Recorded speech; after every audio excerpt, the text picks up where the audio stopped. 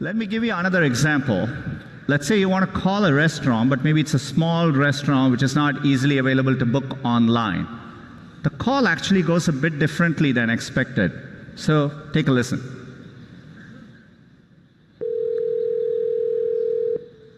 See, how may I help you? Hi, I'd like to reserve a table for Wednesday the 7th.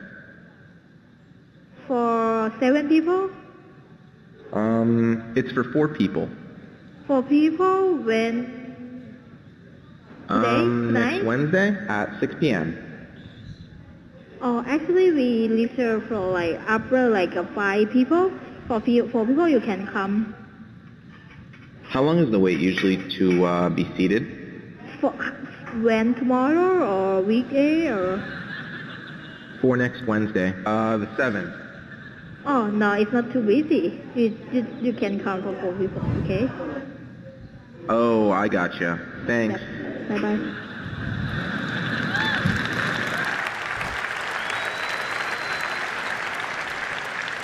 Again, that was a real call. We have many of these examples where the calls quite don't go as expected, but the assistant understands the context, the nuance.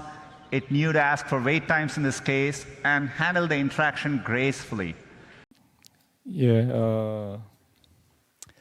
그 2016년도에 그 알파고가 등장을 해서 그때 하여튼 센세이션을 일으켰습니다. 예, 그걸 기점으로 해서 이제 그 AI 시대가 열렸는데요. 지금 방금 보신 그 1분짜리 영상인데 이건 2018년 벌써 7년 전 이야기예요. 7년 전에 이제 구글이 자신의 행사에서 이 구글 어시스턴트라는 그 AI 시스템을 한번 선을 보였었습니다. 이 보스를 대신해서 이제 전화를 걸어서 식당 예약을 하는 이제 장면을 보여주는 거죠. 그 예약 상황이 꽤 복잡한데 무리 없이 이 시스템이 예약을 합니다. 이 컴퓨터가 이야기를 한다면 우리는 이제 기계 같은 그런 대화를 생각합니다. 그런데 이제 이 컴퓨터가 AI가 결국 이제 사람과 똑같이 말을 합니다. 일부러 머뭇거리기도 하고 이제 속어도 쓰고 문법도 좀 틀려요. 사실 이 말하는 거하고 글 쓰는 건 다르거든요. 이 말하는 거는 뭐 목적어, 주어 뭐 이런 것들이 뭐 오락가락하기도 하고 그게 상당히 더 자연스럽거든요. 그것을 자연스럽게 합니다. 그래서 사람은 내가 지금 AI하고 대화를 하고 있는 건지 진짜 사람하고 대화하고 있는지 알기 어렵다는 거죠. 저도 그 나는 누구인가 책을 벌써 10여 년 전에 그 발행을 했었는데 그거를 이제 번역을 한번 이제 시켜봤어요. 그러니까 뭐 순식간에 그냥 번역을 하죠. 그런데 이제 내 의도와 다른 부분들이 있어요. 그래서 그 편집하는데 하루 정도 걸렸어요. 그래서 제 책을 중국어로 좀 번역해달라고 그래가지고 그래서 중국어는 제가 또 글자 몇 개 아는 것밖에 없잖아요. 그래가지고 영어로 일단 번역을 했어요. 왜냐면 한국말을 중국어로 번역했을 때 제대로 됐는지를 내가 판단할 수가 없어서 영어로 번역하니까 내 의도하고 다르게 번역하는 게 있어요. 그렇지만 내가 그 책을 번역하려면 1년을 줘도 쉽지 않은데 그냥 뭐 순식간에 그냥 몇 분 만에 그냥 번역을 해줘요. 그래서 이제 에디팅을 하는데 제가 이제 하루를 썼고 그거를 이제 중국말로 이제 번역을 해서 여기 어느 자매님한테 한번 넘겨줬어요. 중국 학생들한테 한번 써보라고 그렇게 줬습니다. 2030년 정도 되면 뭐 앞으로 뭐 5년 남짓밖에 안 남았는데 현재 일자리의 30%가 사라진다고 이야기합니다. 요즘 얼마 전에는 사실 컴퓨터 프로그램이 최고다, 그게 제일 오래 갈 것 같다라고 생각을 해서 이 컴퓨터 열풍이 불었었어요. 초등학교부터 막 불었었는데 요즘 미국에서 컴퓨터 해가지고 탑스쿨을 나와도 직장 잡기가 또 여의치 않은 상황까지 가버렸어요. 이 AI가 컴퓨터 프로그래밍을 다 해주기 때문에 그렇게 많은 사람이 이제 필요가 없는 거예요. 예전에 10명이 하던 것들을 이제는 2~3명만, 그리고 제대로 잘하는 사람이 필요한 거지 애매한 많은 것들은 그냥 AI가 대신 다 프로그래밍을 해준다는 겁니다. 이 과거의 과학 기술이라는 것은 이제 사람의 노동력을 대신하는데 거기에 집중을 했어요. 근데 기술 발전을 통해서 생산성을 이제 많이 높여가지고 사람들에게 사실 인간다운 삶을 이제 하게 많이 도와주었죠. AI 시대에는 이 AI가 우리의 생각, 사람의 생각을 대신해 줍니다. 생각하는 거 복잡하고 귀찮은데 나보다 더 나은 생각을 얘가 해줘요. 여러분 누구보다도 더 나은 것을 AI가 답을 줍니다. 그만큼 많은 지식을 갖고 있기 때문에 그런 거죠. 여러분은 여러분의 공부한 것과 경험에 의해서 아는 짧은 거밖에 없잖아요. 근데 AI는 뭐 수천만 명, 수억 명의 정보를 가지고 학습을 하기 때문에 그걸 당할 수가 없다는 거죠. 10년 후에 이 AI가 우리 삶 속에 더욱더 이제 들어오게 되고요. 30년쯤 되면 어떤 변화가 있을지 알기가 어렵습니다. 요즘은 이제 로봇을 많이 지금 개발하려고 하는 데가 많이 있어요. 이 로봇에 AI가 이제 덧입혀지면 이제 고도의 그 지능을 갖춘 자율적 존재가 되는 거죠. 그러니까 껍데기를 사람과 같이 만들면은 엄청난 능력과 지적 능력을 가진 사람과 같은 형체가 앞에 이제 있게 되는 겁니다. 그래서 지금 결국은 이제 AI가 로봇에 이식하는 것을 적극적으로 할 수밖에 없는 거죠. 이 인간의 통제를 벗어난 AI에 의해서 인간이 멸망할 것이다라고 우려를 하는 사람들도 상당히 지금 있습니다. AI 로봇이 인간보다 뛰어난 능력을 가지고 있어요. 힘도 뛰어나고 지적 능력도 뛰어납니다. 앞으로 이제 여기에 있는 상당수의 사람들은 이제 그것을 보면서 이제 경험하는 시대에 살게 될 것인데, 오늘 주제는 AI 시대, 그럼 나는 누구인가라는 이제 그 주제를 다시 한번 다뤄보는 겁니다. 이런 시대에 나는 누구냐 이거죠. 혼란스러울 수 있는 주제를 한번 또 다뤄보는 겁니다. 유발 하라리라는 사람이 있어요. 유발 하라리, 1976년생입니다. 이 사람은 이제 2002년도에 옥스퍼드 대학에서 박사를 받았고 중세 전쟁사를 전공했어요. 유대인입니다. 예루살렘에 있는 히브리 대학에 있는 역사학 교수예요. 상당히 뛰어난, 세계적으로 상당히 영향력 있는 그 미래를 또 생각하는 역사학자이기 때문에 또 미래까지 이야기할 수 있는 사람입니다. 완전한 무신론자예요. 완전한 무신론자라는 건 뭐냐면 아메바로부터 사람까지 온다는 것을 믿는 거예요. 이 우연을 통해서 사람까지 오는 거죠. 아메바가 생기는 것도 쉽지 않은데 그것이 사람까지 기어 올라온다는 것은 엄청난 믿음을 갖고 있는 거예요. 여러분은 여러분이 믿음을 갖고 있다고 생각하지만 이 사람들은 더 큰 믿음을 갖고 있어요. 그래서 여러분의 믿음이 이 사람들의 믿음을 당할 수가 없어요. 함부로 이 사람들의 믿음을 평가할 수가 없다는 거죠. 2017년도에 이제 우리나라에서 발행된 책들이 있죠. 그래서 그 호모데우스, 그다음에 사피엔스 뭐 이런 책들을 발행을 했고요. 2019년도에 보니까 우리나라에서 100만 부 이상이 팔렸어요. 여기에서 적어도 50명 중에 한 명은 읽었어야 되는데 근데 여기 읽으신 분이 있을지 모르겠네. 확률적으로 그런 거죠. 이 호모라는 거는 이 라틴어인데 이제 사람 속 이제 분류할 체계 속에서 이제 사람을 의미합니다. 이제 사피엔스는 현 인류. 호모 사피엔스 하면 현재 우리 이 지구를 정복해서 살아가는 이 종을 호모 사피엔스라고 그렇게 이야기합니다. 이 호모라는 게 이제 같은 뭐 닮은 호모지니어스 뭐 이런 의미로 쓰는 거죠. 라틴어입니다. 그래서 우리가 이제 호모라고 이야기하면 동성애자를 표현할 때 이제 호모섹슈얼을 줄여서 이제 호모라고도 이야기해요. 그래서 뭐 게이, 레즈비안 이런 식으로 이제 또 분류를 하게 되는 거죠. 이 사람이 맨 처음에 썼던 책은 이제 사피엔스였어요. 그 구석기 사피엔스에서 이제 호모 사피엔스로 오는 거죠. 그 어떤 인류의 조상 뭐 그것을 이제 사피엔스라고 부르는 겁니다. 이제 구석기 이후에 이제 존재하는 현재 인간은 이제 호모 사피엔스가 되는 거죠. 이 사피엔스라는 거는 이 스마트하다는, 좀 똘똘하다는 거죠. 그래서 지금 살아남아서 이 지구를 정복해서 살아가는 존재가 됐다라고 하는 거죠. 우리가 어디에서 와서 어디로 가는지 이제 그런 걸 이야기하고 싶은 거예요. 이 사람의 이제 연구는 물론 이 사람만의 연구는 아니죠. 대부분은 다 가져오는 겁니다. 거기에 자신의 견해를 좀 더하는 거죠. 어디에서 왔는지 여튼 이야기를 하는 거죠. 사피엔스에서 이제 호모 사피엔스로 온 걸 또 이야기하는 거고.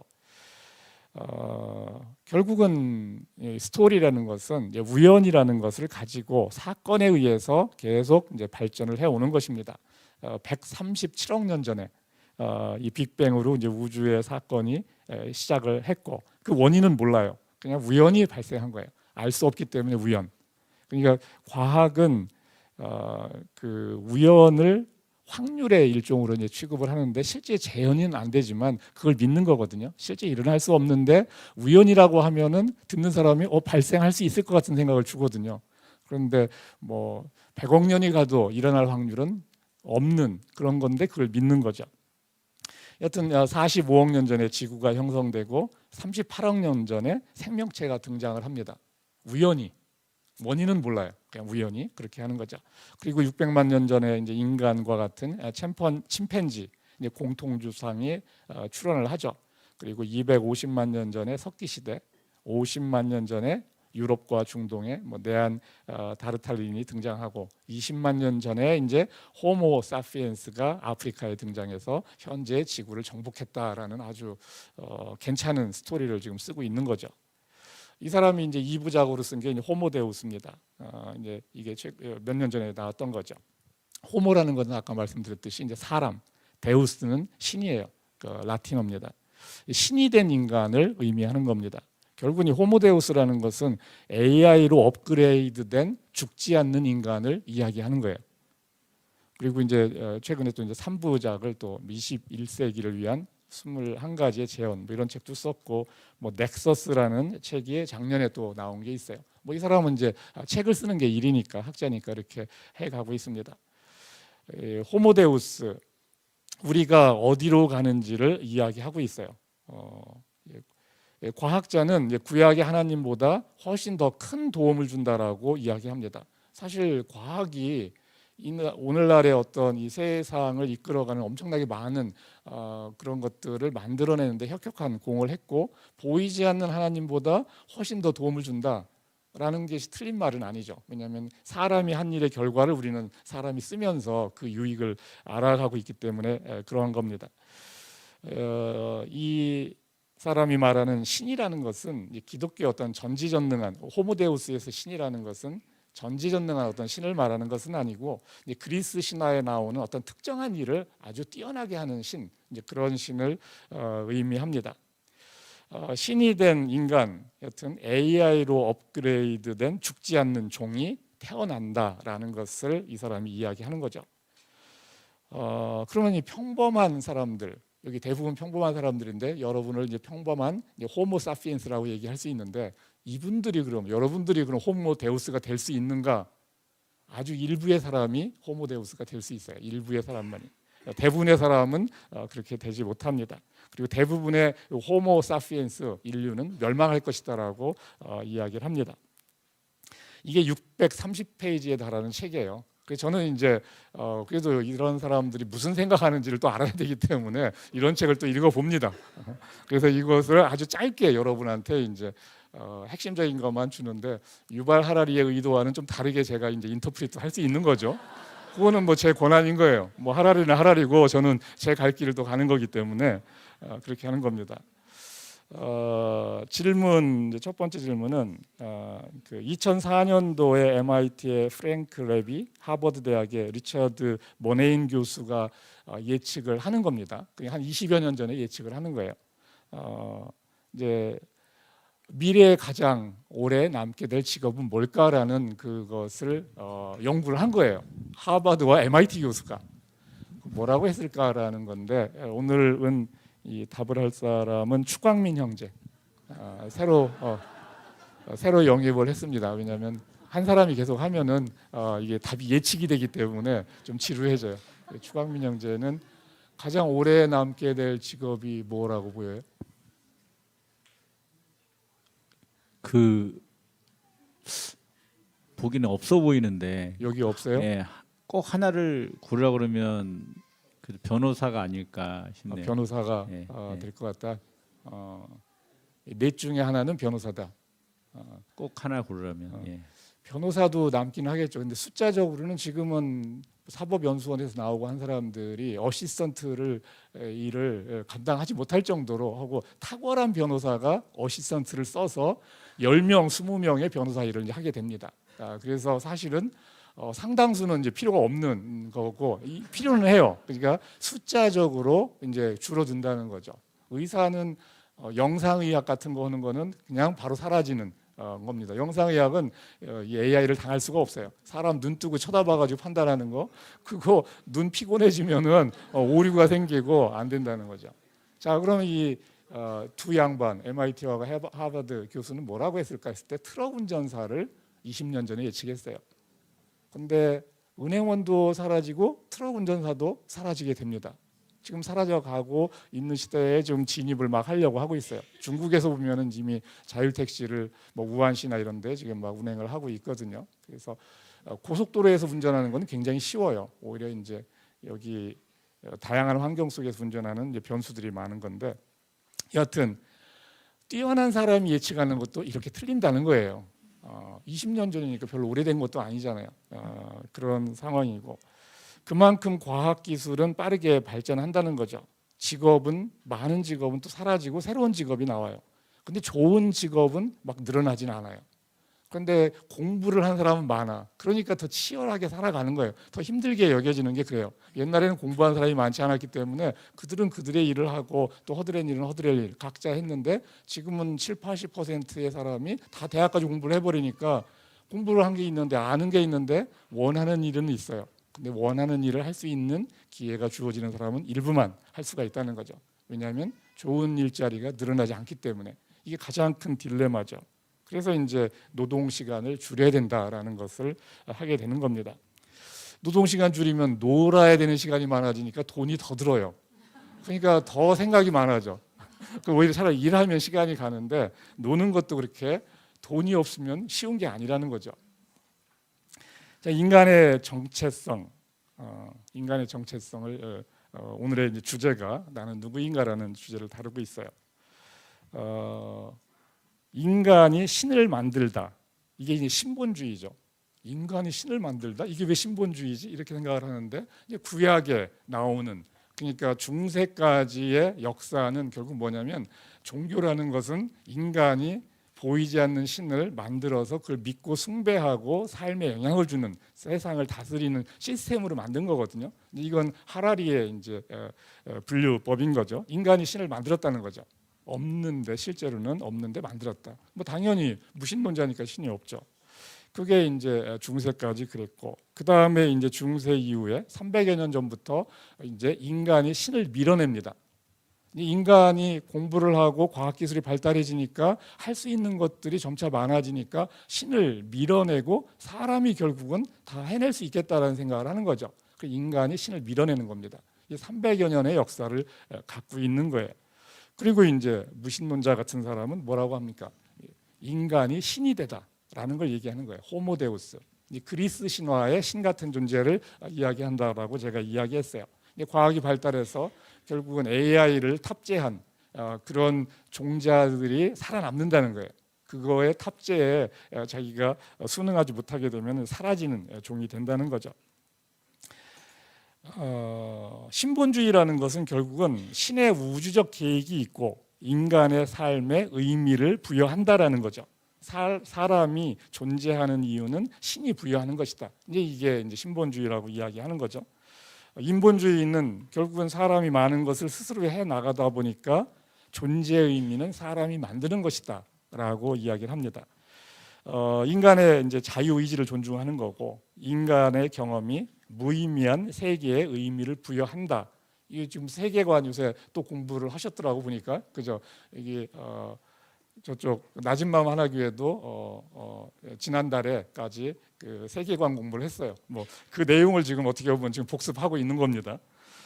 전혀 새로운 거라고 지금 생각이 안 되는데 여러분은 또 막 새로운 거 같이 듣는데 새로운 거 아니에요. 지금 최근에 지금 여러분들 학습했던 내용을 총체적으로 다시 한번 또 복습을 하는 겁니다.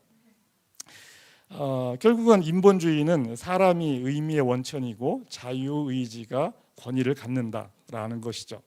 리차드 도킨스 같은 사람은 이제 기독교의 인격적 신, 그걸 부인하고 싶어하고 그것으로부터 벗어나려고 또 이제 애쓰는 사람이고, 결국은 이들은 이제 법칙이라는 말로 이제 비인격적 신을 표현하기를 원합니다. 법칙이 있다 이거죠. 아무것도 없으면 존재가 나올 수가 없잖아요. 그러니까 법칙이 있다. 사실은 법칙이 신입니다.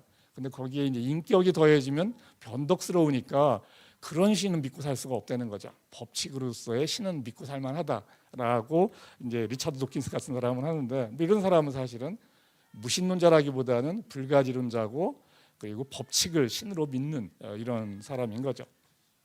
자, 무신론으로 이제 넘어오게 되면 무신 진화론자가 있는 거죠. 자유의지, 영혼은 사람이 만들어내는 허구이다. 인간의 존재 의미는 없음이라고 이야기합니다. 인간은 단지 다른 동물에 비해서 지능이 높고 협업을 잘 해서 이 지구를 정복한 것이다. 자유의지라는 것은 생화학적 알고리즘의 집합이다. 내가 신을 믿는다고 말할 때 사실 나는 내 내면의 목소리를 듣는 것이다. 틀린 말 아니죠, 사실. 내 내면의 소리인지 진짜 하나님이 하신 말씀인지 뭐 증명할 수 있나요? 없잖아요. 그러니까 자연 선택에 의해서 그것이 자기에게 유리하기 때문에 그렇게 가는 것이다라고 이렇게 믿는 거죠. 인간의 존재가 특별한가? 하라리는 인간의 영혼이 따로 있지 않다. 생명과 영혼은 같은 것이다. 종교에서 말하는 영혼은 사람들이 만들어낸 허구이다라고 이야기를 합니다. 자, 이런 말이 그러면 정말 너무 엉뚱하고 말도 안 된다고 생각하지만 자연계를 보게 되면 힌트는 또 있어요. 이들이 믿을 만한 힌트는 상당히 있습니다. 그러니까 이들도 믿는 거죠. 정신병자가 아닌 다음에 왜 믿겠습니까? 그러니까 그만한 근거를 또 이제 갖고 있는데, 이 산티노라는 침팬지가 있어요. 산티노라는 침팬지가 있는데 스웨덴 푸르비크 동물원에 사는데 아직 얘가 살아 있는지 모르겠는데 2009년도 한 15년 전에 이제 그 방송에 나왔던 내용입니다. 이 커런트 바이올로지라는 곳에 연구도 발표됐는데, 이 산티노는 동물원에 사는 이제 무료함을 달래기 위해서 취미를 개발을 해요. 동물원 방문객에게 돌을 던지는 겁니다. 오늘 돌을 던지는 거예요. 근데 이게 재밌는 거예요. 이게 막 사람이 막 놀래서 도망가고 이게 재밌는 거예요. 자기가 이제 취미로 하는 거죠. 이 동물적 본능이 아니라 인간만이 가졌다고 여기는 이성적 사고를 하는 거예요. 왜냐하면 예측을 하는 거거든요. 돌 던지면 제가 저리 가네? 이거 재밌는데 그러면 앞으로 어떤 변화가 생길까라는 게 이제 궁금한 거죠. 그리고 이제 사전 준비를 하는 능력을 또 갖게 돼요. 그 산티노에게 사람들이 이제 가까이 오지 않죠. 쟤 돌 던지는 애다라고 하니까 이제 가까이 안 옵니다. 그러니까 이제 얘가 한 2010년 이제 한 2년쯤 지났을 때 5월에는 잠자는 구역, 자기가 잠자는 구역에 이 볏짚 같은 거 몇 포를 가지고 옵니다. 이제 깔개 이런 거 하는 것들을 여기저기 널어놨는데 가지고 와서 이 담장 근처에 그 볏짚을 둬요. 볏짚을 두고 그리고 돌을 이 볏짚 밑에다가 숨겨놓습니다. 그 감추는 거죠. 그리고 공격하려는 기색 없이 가만히 있다가 관람객이 사정거리에 딱 들어오면은 잽싸게 와서 돌을 던집니다. 이런 거죠. 이 사람들이 이제 혼비백산에서 도망가는 거죠. 다행히 아직 이 돌 던지는 연습을 많이 안 해가지고 정확도는 떨어졌다고 합니다.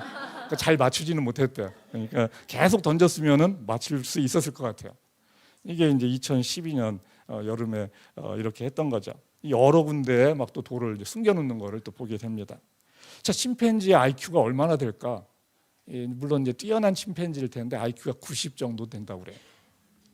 IQ가 90이라는 게 여러분은 뭐 두 자리 쓰니까 별거 아니네 하는데 인간의 평균 IQ가 100이에요. 여러분은 다 100 넘을 것 같지만 실제 시험 보면 100을 넘지 못할 사람 여기에 상당수 있습니다.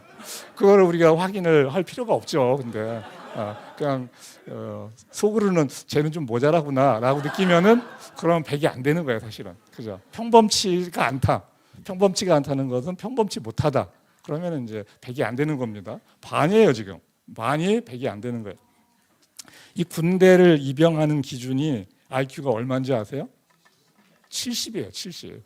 침팬지 군대 갈 수 있어요. 군대 갈 수 있는 거예요, 그러니까. 이 정도 능력이면은 시키는 일만 하는 게 아니잖아요. 지가 생각해서 뭘 하잖아요.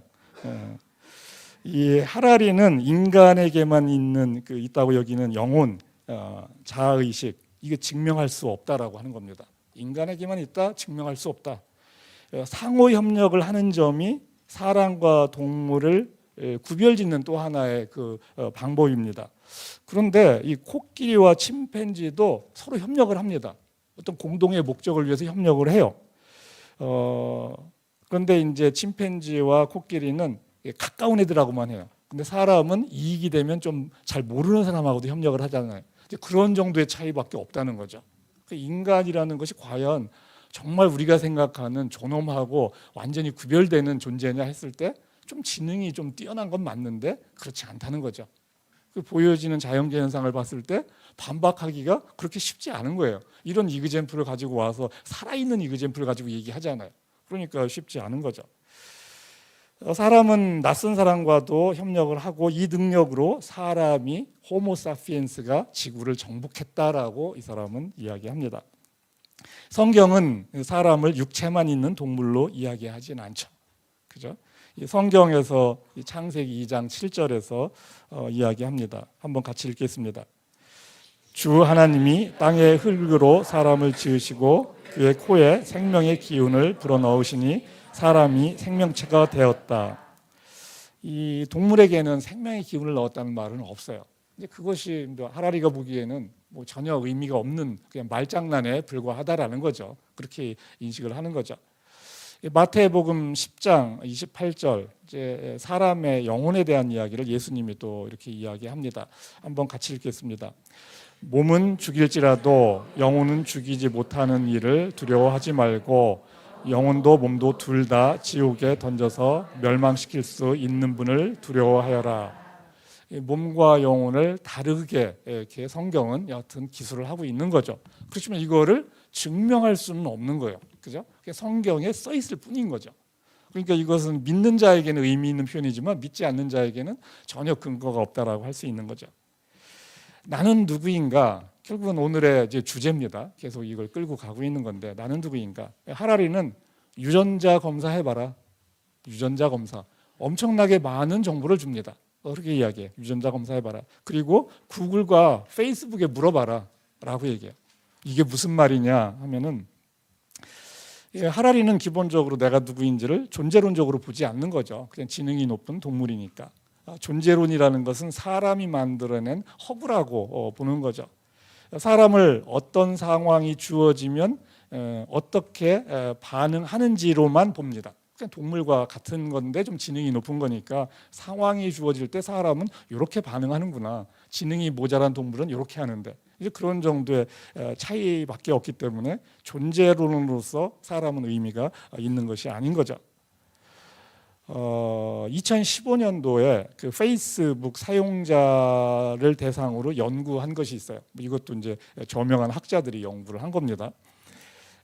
캠브리지 대학 교수가 했던 것 같은데 그 팀에서 페이스북 사용자 8만 6천 명을 대상으로 이 사람의 그 성격 예측을 사람을 얼마나 이제 잘 아느냐라는 것을 한번 실험을 해본 거예요. 사람이 얼마나 잘 아느냐. 내가 내 친구를 얼마나 잘 아는지, 내가 내 아내를, 내 아이를 얼마나 잘 아는지를 한번 물어보는 그런 거를 한번 이 페이스북 사용자를 대상으로 했습니다. 자, 우리가 이제 이 인터넷에 이제 댓글 같은 거, 어떤 기사 같은 게 나오면은 거기에 좋아요, 싫어요, 뭐 이런 거 누르잖아요. 이게 정보거든요. 이제 그 사람의 정보를 주는 겁니다. 그 AI 시스템에 페이스북 서버에 그 정보를 주는 거예요. 자, 두 번째 질문. 내가 좋아요를 몇 번 누르면은 좋아요 이제 뭐 보면 마음에 드는 게 있잖아요. 저도 누릅니다. 그런 거. 몇 번 누르면 AI가 집사람보다 나를 더 잘할까? 내 집사람은 저하고 30년 살았는데 또는 반대로 그 집사람을 AI가 더 알 수도 있는 거죠. AI가 누르면 내가 집사람을 아는 것보다 AI가 집사람을 더 많이 알 수 있다는 얘기예요. 수십 년을 살아도 지금 그 얘기를 묻는 겁니다. 내가 좋아요를 몇 번 누르면 AI가 내 집사람보다 나를 더 잘 알까? 왜냐하면 부부간에 엄청나게 싸우는 이유가 뭡니까? 잘 모르니까 계속 싸우는 거잖아요. 물론 알고도 싸우는 경우도 많이 있긴 한데 하여튼 모르니까 계속 대화도 하고 다툼이 생기는 건데 자 100개 정도 좋아요 누르면 AI가 나를 더 잘할 것 같다. 300개, 1000개, 10,000개 정도 누르면 그 정도 되면 할 것 같다. 몇 개일까요 이게? 추광민 형님. 뭐 마음은 10,000개인데 예. 질문의 의도상 보면 100개 아닐까. 100개 정도만 누르면 기분 나쁜데 100개일 것 같아요. 그 옆에 있는 와이프가 이 AI보다 더 모를 것 같다. 내가 100개 누르면 그럼 뭐 내가 그럴지. 무슨 음식을 앞으로 먹을지 어디에 가기를 원할지 집사람은 모르는데 얘는 아는 거예요. 그러니까 그 얘기예요. 지금 내가 이 여자친구를 예를 들어서 우리 이제 부부관계에서 여자친구가 있으면 안 되니까 예를 들어 남자 여자 이게 있는데 내가 이 여자를 만날까 이 여자를 만날까를 AI 시스템에 물어보면 너는 얘 만나야 돼라고 얘기해 주는 거예요.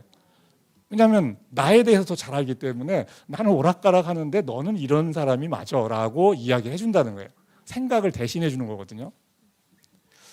자, 100개 정도면은 관계성이 굉장히 얕은 거죠. 그러니까 지금 두 분의 관계가 100개 정도면은 AI가 집사람보다 나를 더 잘 안다라고 얘기하는 건데 뭐 그런 관계성이 있는 분도 계실 거예요, 분명히. 어떤 분은 1000개일 수도 있는데 평균적으로 자 여기서 100개 아니 지금 뒤에 100개, 300개, 1000개, 만 개인데 자 이렇게 흐름상 봤을 때 100개, 1000개, 만 개는 딱 순서가 10배씩인데 300개가 있다는 게 조금 꺼림칙한 이런 느낌이 안 들었나 봐요. 그러니까 그죠? 이런 거 딱 보면 이제 그런 게 이게 찍는 기술이잖아요. 그죠? 찍는 기술이잖아요. 뜬금없이 왜 숫자를 썼지? 뭔 의도성 이런 게 이제 AI한테 물어보면 딱 나오는 건데 추광민 형제가 아직 그 수준에 도달하지 못한 거예요. 찍는 기술이 좀 떨어지시는데 300개 물론 평균적 수치입니다. 어떤 사람은 아주 뭐 서로 많이 아는 경우에 1000개까지도 올라갈 수 있는데 평균적으로 좋아요 300개 누르면 와이프보다 AI가 나를 더 잘 아는 거예요. 내가 어떤 음식점에 가기를 원할지 어느 여행지에 갈지 뭐 이런 것들을 잘 판단해 준다는 거죠. 자 그러면 좋아요를 10개를 누르잖아요. 직장 동료보다 AI가 더 나를 잘 알아요.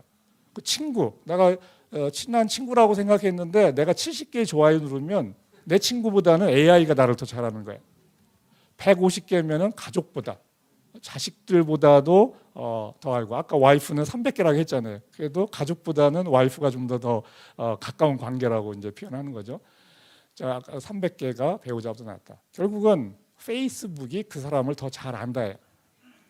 다른 그 누구보다도 내가 한 1000개 정도 누르고 있으면 세상에 있는 누구보다도 부모보다 형제보다도 나를 AI 서버가 AI 시스템이 나를 더 잘 아는 거야.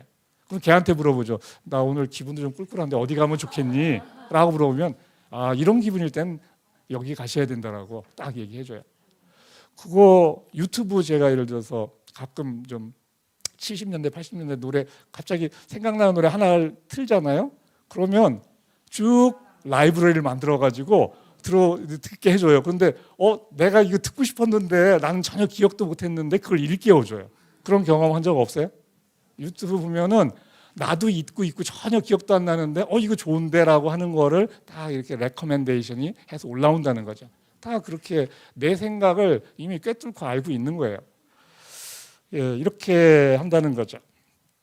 구글은 나의 이메일을 다 기억하고 있고 내 사진을 다 기억해요. 내가 작년에 뭐 했는지 다 알고 있어. 나는 작년에 내가 뭐 했는지 기억을 못해요. 그런데 걔는 다 알아요. 그러니까 무서운 거잖아요. 그렇죠? 나보다 나를 잘 아는 AI라는 거죠. 나보다 나를 더 잘 알아요. 그러니까 자꾸 얘한테 의존하는 거죠. 왜냐하면 내가 결정하는 것보다 얘가 얘기해 주는 게 훨씬 낫거든. 나를 더 잘 알으니까. 나는 나를 잘 모르는데 AI는 나를 더 잘 알아요. 지금은 뭐 막 기억 용량을 무한대로 주잖아요. 여러분이 뭐 막 다 올리고 해도 그냥 그 공간이 넘칠 정도로 지금 기억 용량, 메모리 기술이 발달하기 때문에 그런 거죠. 그냥 무서울 정도로 많은 정보를 습득하고 있어요. 나는 편리함 때문에 내 정보를 자꾸 주는 거죠, 걔한테. 내 정보를 자꾸 줘요. 그러니까 사진도 올리고 이메일도 보내고 다 하는 거죠. 구글의 그 AI가 나보다 나를 더 잘 안다는 거죠. 존재론적으로 나를 아는 것이 아니고 반응적, 동물적 반응 차원에서 나를 아는 거죠. 내가 뭘 하면 어떨지 이 반응을 안다는 거죠. 근데 존재론적으로 내가 누군지는 얘는 알 수 없고 관심도 없어요. 어떻게 반응하는지가 관심인 거고 우리는 그걸 또 묻는 것이잖아요. AI를 결국은 우리가 믿고 맡길 수밖에 없어요. 왜냐하면 나보다 나를 더 잘하니까. 다른 사람에 대한 것도 훨씬 더 많이 하니까 걔한테 물으면은 더 일을 잘 하는 거죠.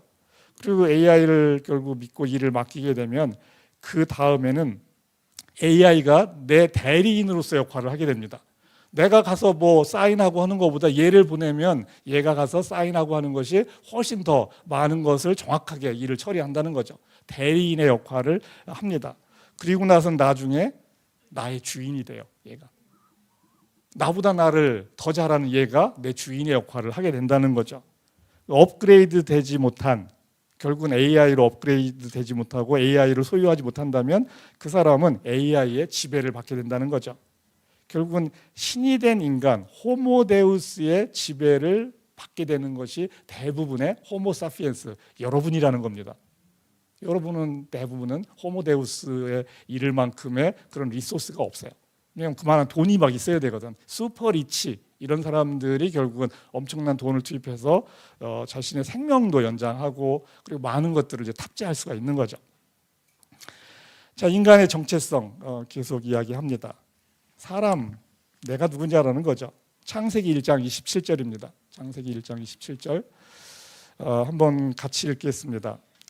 하나님이 당신의 형상대로 사람을 창조하셨으니 곧 하나님의 형상대로 사람을 창조하셨다.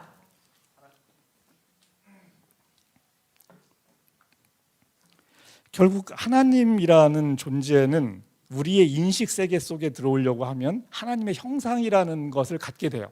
여러분 하나님 하면 그냥 뭔가 하여튼 여러분 속에 이미지네이션 되는 게 있는 거거든요. 형상이라는 것으로 결국은 인간의 세계 속에 들어오는 거고 그게 이제 사람이라는 것을 이야기하고 있어요. 사람이 하나님의 형상이다라고 이야기를 하는 거죠. 결국은 존재론적으로 사람은 하나님과 같은 급이에요. 능력이 같다는 게 아니죠. 존재, 가치가 그렇다는 거죠. 존재론적으로. 사람은 하나님의 자녀로 만들어졌다고 이야기하죠. 사람이 피조물이라면 사람의 존재 의미는 창조자로부터 나오는 거죠. 창조자가 부여하는 거죠. 인간은 영혼을 생각하고 꿈꿀 수 있습니다. 그 사람의 능력이 AI만 못하죠. AI는 뛰어난 사람이 만든 시스템입니다. 인간이 하나님의 형상이라는 것은 인간이 하나님과 커뮤니케이션 할 수 있는 존재라는 거거든요. 하나님의 형상, 존재론적으로 대등하다라고 했어요. 능력의 대등함이 아니라고 그랬죠. 그건 제가 예전에도 여러 번 이야기했던 것이기 때문에 하나님과 커뮤니케이션 할 수 있는 대상으로 사람을 만들었고 그런 존재가 이제 사람이라는 거죠. 이 성경을 보면 천사는 하나님의 종이죠. 천사의 능력이 뛰어납니까? 여러분의 능력이 뛰어납니까? 당연히 천사의 능력이 뛰어나요. 그렇지만 신부는 천사는 종인 거죠.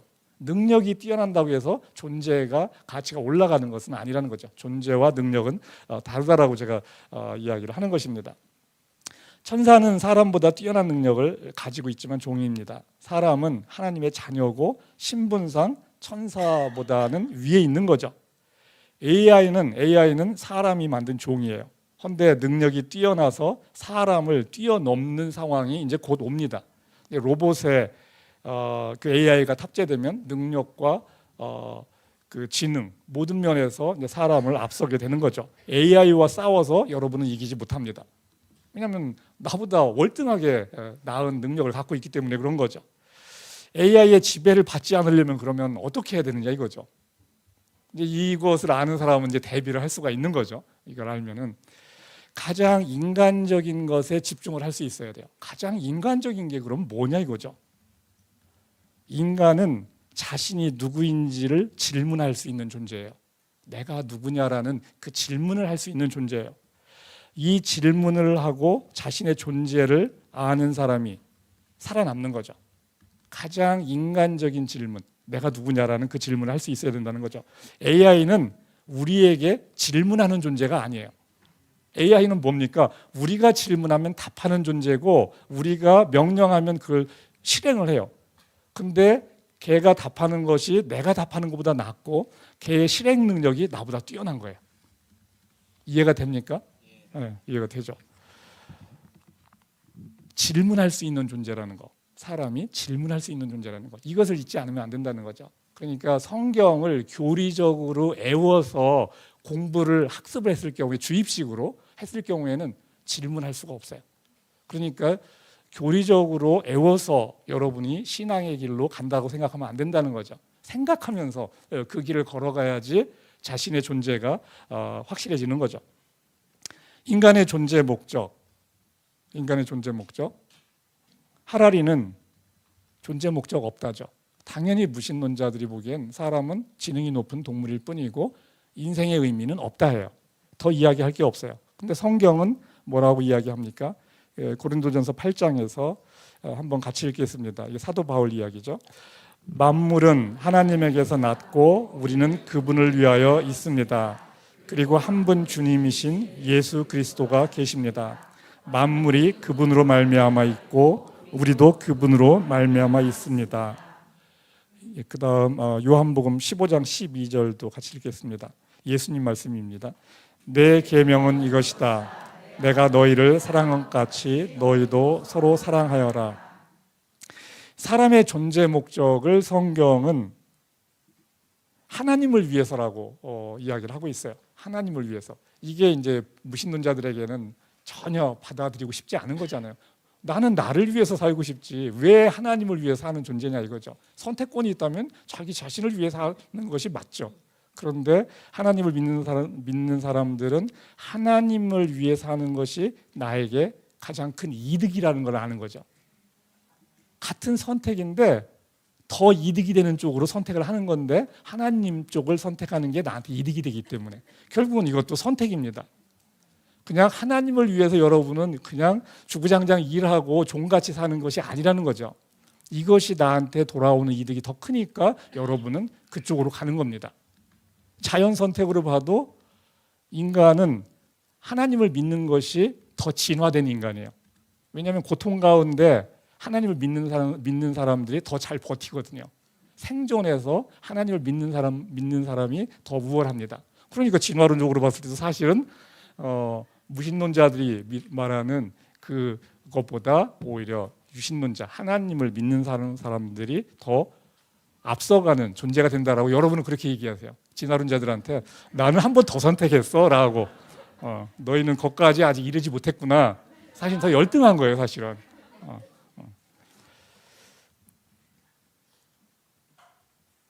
존재의 목적대로 산다는 게 뭘까 하면 지금 예수님이 말씀하셨지만 존재 목적대로 사는 것은 하나님 안에서 서로 사랑하는 것이에요. 이를 통해서 우리는 사랑이 얼마나 어려운지도 알아갑니다. 사랑하는 게 얼마나 어렵습니까? 어렵죠. 하나님은 우리가 하나님 안에서 사랑으로 하나가 되기를 원하죠. 사랑하며 이 사랑의 소중함을 알고 그 사랑을 더 추구하게 됩니다. 힘들지만 그 가치를 아는 거죠. 그러니까 더 추구하는 거고 그 사랑을 지킬 수가 있는 거예요. 소중하기 때문에. 소중한 것은 쉽게 얻어지는 게 아니에요. 어렵게 얻어지기 때문에 그것을 지키고 싶어 하는 거거든요. 사랑하면 그냥 기분이 좋은 거 이런 거 아니라는 거죠. 힘든데 가치가 있다는 것을 깨닫는 거죠. 요한복음 3장 16절 어떻게 보면은 이게 이 기독교에서 가장 많이 인용하는 성경 구절인데 한번 같이 읽겠습니다. 하나님께서 세상을 이처럼 사랑하셔서 외아들을 주셨으니 이는 그를 믿는 사람마다 멸망하지 않고 영생을 얻게 하려는 것이다. 하나님께서 아들을 세상에 보내신 것은 세상을 심판하시려는 것이 아니라 아들을 통하여 세상을 구원하려는 것이다. 사랑은 경험하는 것이지 데이터가 아니에요. AI 로봇은 사람과 같이 사랑의 언어를 말할 수 있습니다. 그리고 사랑의 행위도 할 수 있어요. 허그도 하고 다 합니다. 할 수 있어요. 하지만 사람과 같이 느낄 수는 없죠. 사람과 똑같이 하는데 사람과 같이 느낄 수는 없어요. 사랑은 실제 몸으로 경험하는 것이지 데이터가 아닌 거죠. AI는 데이터로 나타낼 수 있는 것만 할 수 있어요. 그러니까 경험을 할 수는 없다는 거지. 사랑의 경험을 하지만 느낄 수가 없잖아요. 실제 사랑을 알 수는 없다는 거죠. 단지 데이터에 의해서 사랑이 이런 거라고 인식을 하고 그렇게 따라는 하는 거죠. 사랑은 데이터가 아닌 거죠. 경험인 거죠. 경험으로 알아가는 거죠. 하나님은 자신의 사랑의 기준 예수를 우리에게 주셨어요. 예수 그리스도를 죽이기까지, 자신의 아들 예수를 죽이기까지 하면서 우리를 사랑했다라고 지금 성경은 이야기하는 거죠. 그리고 우리는 예수님을 믿는 믿음으로 서로 사랑하라라고 이야기를 하고 있습니다. 사랑을 통해서 하나님을 알아가고 나를 알아가는 거예요. 그게 우리의 본분이라는 거죠. 사람은 어디에서 와서 어디로 가는가? 뭐 이거 다 역사학자들이 다 궁금한 거죠. 그러니까 아까 사피엔스, 호모 사피엔스, 호모 데우스 이거 다 이제 그림을 그려보는 거예요. 하라리는 사피엔스에서 진화해서 호모 사피엔스가 지금 현재 인류죠. 살아남았다라고 지금 이야기했고 결국은 이 진화론의 핵심은 적자 생존, 자연 선택이에요. 그러니까 생존하기 위해서 유리한 쪽으로 선택해 나간다라는 거죠. 자연 선택에 의해서 사람은 호모 데우스가 된다는 거죠. 그리고 삶의 의미는 없다, 허구다. 그리고 우주의 시작과 생명의 시작 모르고 우연히 시작됐다라고 하는 거죠. 그리고 어떻게 끝나는지 모른다. 그런데 언젠가 알 수 있다라고 믿어요. 계속 연구하면 언젠가 알 수 있다. 그러니까 믿는 거죠, 결국은. 지금까지 수천 년의 역사 속에서 알 수 없었는데 계속하면 알 수 있다. 결국은 믿음이라고 제가 얘기했어요. 여러분만 믿음으로 살아가는 거 아니에요. 이들도 믿음으로 살아가는 거예요. 사람들은 이 원인을 이해하려고 신을 도입했죠. 그죠? 초월적 존재를 도입해서 신이 보이지 않는 신이 했다라고 믿는 거예요. 그죠? 신을 도입하고 그게 이제 종교라고 하는 거죠. 뭐 틀린 말은 아니에요. 틀린 말은 아니죠. 신을 도입한 것은 사람이 무지하기 때문이다라고 이야기합니다. 무지하니까 한계성 때문에 신을 믿는 거거든요, 우리가. 그게 우리의 이제 겸손이죠. 그런데 이들은 무한하다, 계속 나갈 수 있다라고 하는 거죠. 사실 우리가 신을 믿는 이유는 무지하고 무능력하다라는 그 한계성 때문에 신을 도입하는 거거든요. 틀린 표현은 아니라는 거죠. 자신의 한계를 깨달을 때 우리는 하나님을 믿기 시작합니다. 그죠? 한계를 깨달을 때. 요한복음 8장에서 예수님은 이렇게 이야기합니다. 같이 읽겠습니다. 내가 나 자신에 대해 증언할지라도 내 증언은 참되다. 나는 내가 어디에서 와서 어디로 가는지를 알기 때문이다. 우리는 어디에서 온지를 모릅니다. 그러니까 어디로 가는지를 몰라요. 예수님은 어떻습니까? 자기는 하늘에서 왔다라고 그랬어요. 그러니까 미쳤다고 그랬죠, 당시에. 네가 사람인데 어떻게 하늘에서 왔느냐라는 걸 이야기를 했고, 유일한 존재, 자신이 어디에서 와서 어디로 가는 것을 아는 유일한 존재가 예수님이에요. 그래서 자신이 그걸 이야기하는 거죠. 예수님 당시에 많은 사람이 그를 미쳤다고 한 이유가 이 표현인 거거든요. 예수가 죽고 부활한 후에는 그 말은 사라졌죠. 예수가 죽고 부활한 후에 예수가 미쳤다라는 말은 더 이상 이제 하지는 잘 않습니다. 그리고 그 말이 진짜인지 아니면 아니다, 뭐 이런 쪽으로 이제 나뉘어서 가는 거죠. 요한복음 14장에서 예수님은 이야기합니다. 나는 길이요 진리요 생명이다. 나를 거치지 않고서는 아무도 아버지께로 갈 사람이 없다. 하나님이 진리이고 예수님은 하나님께 이르는 길입니다. 그리고 예수님이 또한 진리입니다. 이것을 믿는 것이 이제 기독교가 되는 거죠. 자, 죽음에 대해서 그러면 어떻게 이야기하는가, 어떻게 이해되는가를 또 보도록 하겠습니다. 이제 거의 다 왔어요. 거의 다 왔습니다.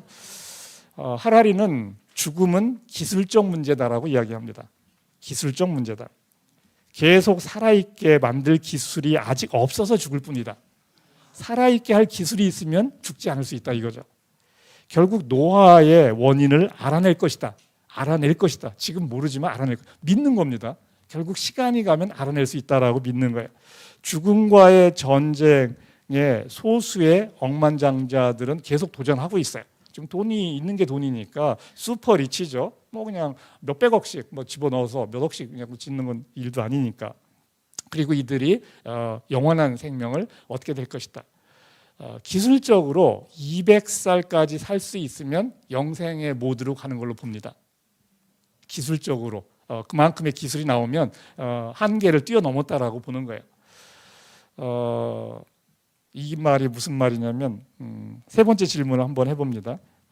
지금 우리나라 사람의 기대 수명을 한번 여기에 써놨는데 우리나라 사람의 기대 수명 1970년에 62세, 2020년 몇 년 전이죠? 83세 남녀 합쳐서 그렇습니다. 2070년에는 91.2세입니다. 자, 그러니까 세 번째 질문, 마지막 질문인데 현대의학은 지난 100년 동안 인간의 자연 수명을 얼마나 연장시켰나라는 질문이에요. 요거는 조금 난이도가 있는 질문인데 어떻게 돼요? 그 자연 수명이라는 의미가 중요할 것 같은데요. 예. 이제 색깔 칠해졌더니 딱 이제 이제 함부로 막 하지 않고 요 속에서 뭔가 찾으려고 하네. 자연 그러니까 우리가 만약에 의학이 없는 그런 상태를 저는 좀 그렇게 좀 이해가 될 것 같아요. 그래서 현대의학이 없다면 뭐 연장은 없지 않았을까. 현대의학이 없었으면 연장되지 않았다. 현대의학에 의해서 얼마나 연장됐냐라고 질문을 하고 있는 거예요. 현대의학이 얼마나 연장을 시켰느냐. 자연 수명을. 그러니까 현대의학이라 하더라도 자연 수명을 연장시킨 건 아니지 않느냐 이겁니다. 저는 자연 수명을 연장시키지 못했다. 현대의학으로 예. 그러니까 저 자연 수명의 정의가 중요할 것 같긴 한데 그렇죠. 현대의학이라도 자연 수명을 늘리진 못했다는 거죠. 동의가 돼요? 자, 위에서는 제가 기대 수명이라는 걸 썼고 지금 여기서는 자연 수명을 썼어. 자, 이게 키포인트. 제가 이제 색깔 칠해 줬으니까 아까는 트럭 운전사 때는 그냥 무심코 대답했는데 지금 주광민 형제가 이제 무심코 대답을 안 하잖아 지금. 그냥 업그레이드가 된 거야 지금. 그죠? 학습이 된 거예요 지금. 그죠? 짧은 시간에 업그레이드가 됐어. 대단한 거죠. 그죠? 한 30분 딱 했는데 그동안에 업그레이드가 됐어요. 자, 그럼 자연 수명이 뭐냐라는 걸 지금 딱 질문하잖아요. 질문할 수 있는 존재가 사람이에요. 그죠? 질문할 수 있는 존재 사람. 현대의학은 인간의 자연 수명을 1년도 더 연장시키지 못했어요. 단지 사망에 이르는 원인을 제거하고 질병을 치료하면서 대부분의 사람들이 자연 수명에까지 살도록 도와주는 거예요. 그래서 이제 자연 수명은 그럼 어디냐? 120세 정도로 봐요. 모세가 120까지 살았잖아요. 물론 그것도 이제 개인 편차가 있겠죠. 맥스 150까지도 보는데 120 정도. 물론 편차 생각하면 130도 있겠죠.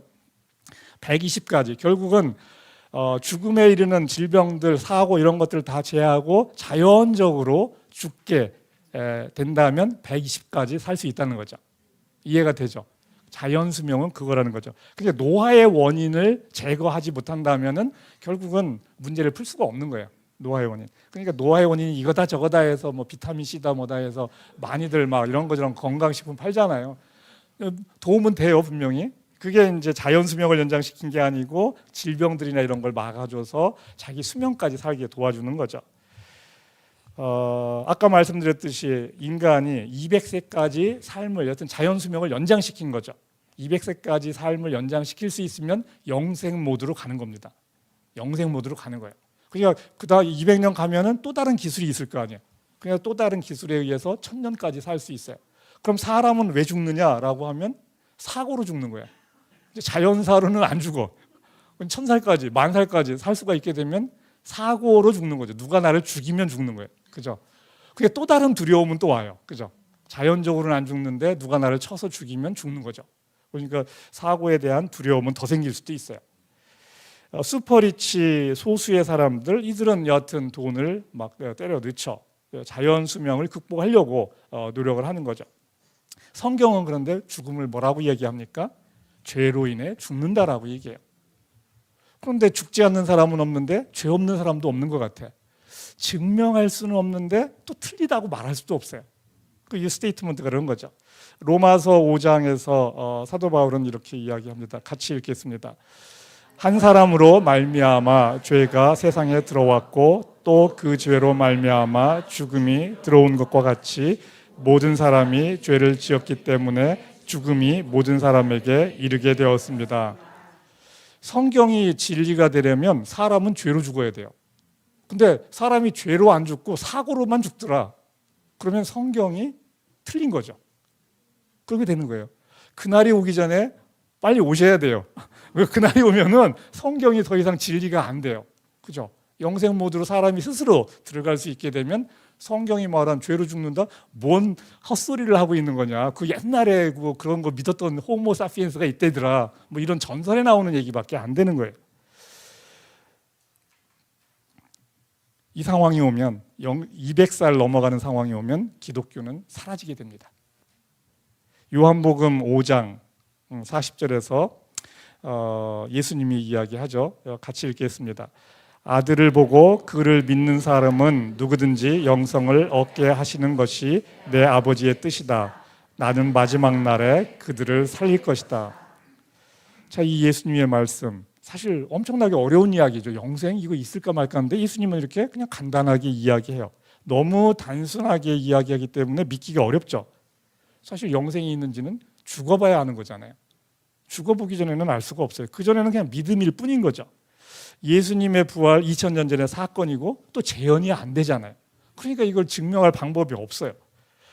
하지만 나의 존재가 하나님의 형상이다.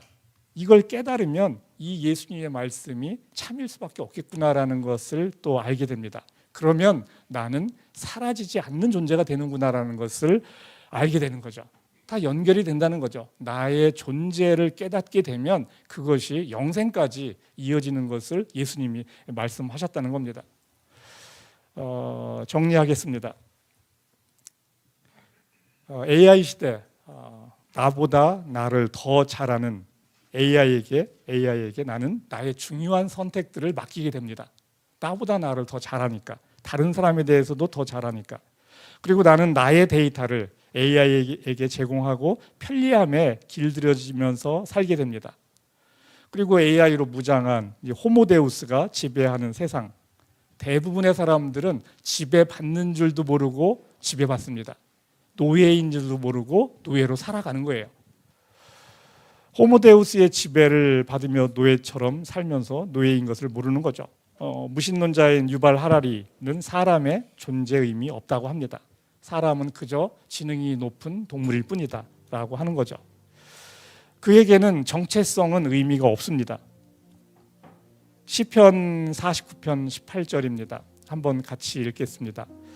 사람이 이 세상에서 흡족하게 살고 성공하며 칭송을 받는다 하여도 영원히 빛이 없는 세상으로 돌아가고 만다. 사람이 제 아무리 위대하다 해도 죽음은 피할 수는 없으니 미련한 짐승과 같다. 그 밑에 나오는 개역성경도 한번 읽어보겠습니다. 이게 더 해석이 번역이 더 좋은 것 같아요. 존귀하나 깨닫지 못하는 사람은 멸망하는 짐승과 같다. 여러분, 깨달으려면 질문을 해야 돼요. 깨달으려면 질문을 해야 합니다. 인간은 질문할 수 있는 존재입니다. AI와 다른 거죠. 질문하는 존재가 살아남을 수 있어요. 내가 누구인가 이 질문을 하면서 하나님을 알고 나를 알아가는 사람, 이 사람이 살아남는 거죠. 깨닫는 사람이 살아남습니다. 인간의 정체성, 사람은 하나님의 형상입니다. 사람의 능력이 하나님과 엄청난 차이가 나지만 존재적으로 같다는 거죠. 우리의 정체성인 거죠. 하나님을 아는 것이 나를 아는 것이에요. 하나님의 형상이면 하나님의 자녀이고 우리는 하나님과 같은 존재가 된다는 거죠. 존재의 목적대로 산다는 것은 하나님 안에서 서로 사랑하는 것입니다. 사람은 피조물입니다. 하나님을 위해 살라고 만들어진 피조물인 거죠. 그런데 하나님을 위해 사는 것이 자신에게 최선이라는 것을 아는 사람, 그 사람이 결국 믿음의 길에 들어서는 거죠. 하나님을 위해 산다고 하지만 결국은 자신을 위해서 사는 것입니다.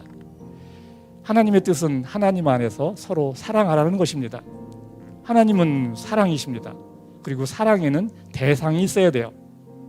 사람은 하나님을 위해서 존재하고 하나님은 사람을 위해서 존재해요. 사람을 위해서 존재한다는 거죠. 사랑이시기 때문에 대상이 있어야 하기 때문에 그런 거죠. 이 하나님과의 러브 스토리가 있는 사람이 영원히 사는 겁니다. 사랑은 경험하는 것이지 데이터가 아닙니다. AI 로봇은 사람과 같이 사랑의 언어를 이야기하고 사랑의 행위를 할 수 있어요. 흉내낼 수 있어요. 그렇지만 사람과 같이 사랑을 느낄 수 없습니다. 사랑은 몸소 경험하는 것이지 데이터로 알 수 있는 것이 아닙니다. AI는 데이터로 나타낼 수 없는 것을 할 수 없어요. 하나님과 나와의 러브 스토리는 영원히 남는 이야기입니다. 스토리에 나오는 주인공 여러분들이 영원히 살게 되는 거죠. 이것이 영생인 거죠. AI 시대에 하나님과의 여정을 즐기면서 살아가는 여러분이 되기를 주님의 이름으로 축원합니다.